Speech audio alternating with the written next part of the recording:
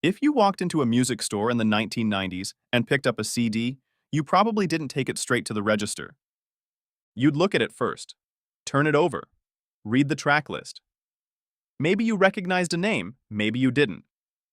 That alone usually wasn't enough to decide. So instead of guessing, you'd take it over to a listening station. You'd put the CD in, skip around a little, try a few tracks, and figure out pretty quickly whether it was worth it. If it was, you bought it. If it wasn't, you put it back and kept looking. That wasn't treated as anything special. It was just part of how people bought music. The idea itself wasn't new. Long before CDs, some music stores had listening booths where customers could hear records before buying them. Later on, there were attempts to push that idea further. There were systems where you could sit down, browse through a large catalog of songs, and even build your own mix. Those didn't last, but they show that listening before buying was already part of the process. By the time CDs took over, stores brought that idea back in a more visible way. Listening stations were built right into the layout. Headphones, players, sometimes a shared counter where multiple people could try different albums at the same time. You didn't have to ask anyone or go somewhere separate. It was just there. And it showed up across the industry. Large chains used them, but so did independent stores.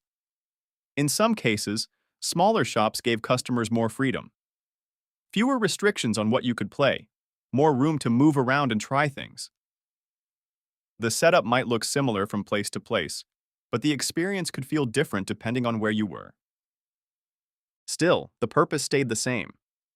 You listened first. Then you decided.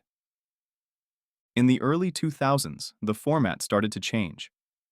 Some stores moved away from simple CD players and replaced them with digital kiosks. Instead of inserting a disc, you'd scroll through a catalog on a screen and choose what to play from there. In some cases, entire albums were available to preview that way, without ever touching the physical copy. It was a different setup, but it was solving the same problem. At the same time, the business around music stores was changing. Chains expanded and ran into trouble. Independent stores had to adjust, adding other products as downloads became more common. Music was still central, but it wasn't enough on its own. As that shift picked up, the role of the listening station started to fade. Not because it stopped working, but because it wasn't needed in the same way anymore.